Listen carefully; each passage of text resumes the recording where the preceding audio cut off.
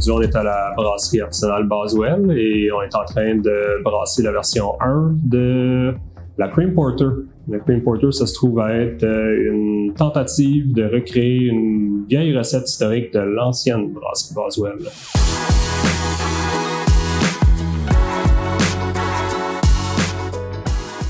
Je pense pas qu'on a vraiment divergé beaucoup du plan initial. Là. C'est sûr qu'on n'avait pas vraiment parlé des ratios ou un peu les timings quand on allait faire les ajouts au début. Mais je pense qu'on avait dit qu'on voulait du cluster, qui est le houblon le plus probable qui se serait retrouvé dans le produit. Il fait beaucoup de sens aussi avec le style.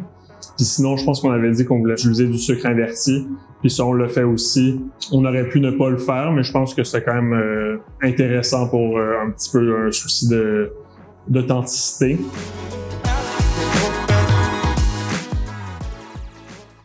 La journée de brassage se passe très bien pour l'instant. C'est quand même assez simple. Quand tu brasses d'une recette à l'autre, ça se ressemble énormément. Là. C'est les quantités de grains et les variétés qui changent beaucoup, mais sinon, le processus reste basically le même.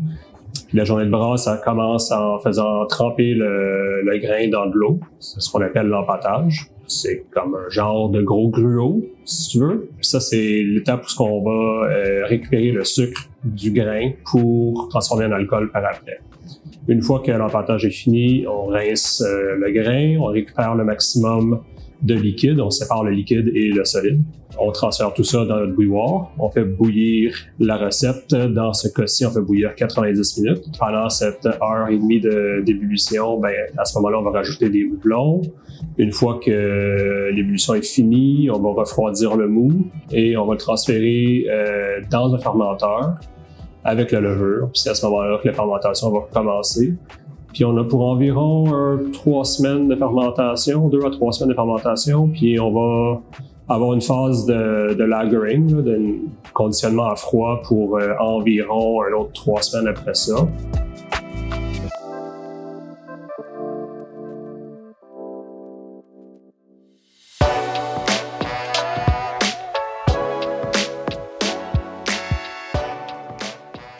En termes de technique, on a beaucoup plus brassé comme nous, on brasse chez Boswell. Donc, c'est difficile à dire comment eux ils faisaient. On savait qu'ils faisaient une fermentation à ciel ouvert, ce qui est impossible dans notre cas de faire, mais c'est pas non plus la fin du monde. Après, c'est vraiment plus dans la technicalité de la production qu'on va peut-être avoir un peu des différences, mais au bout de la ligne, le goût devrait pas être trop changé par rapport à ça. Donc, je pense qu'on devrait avoir quand même un produit fidèle.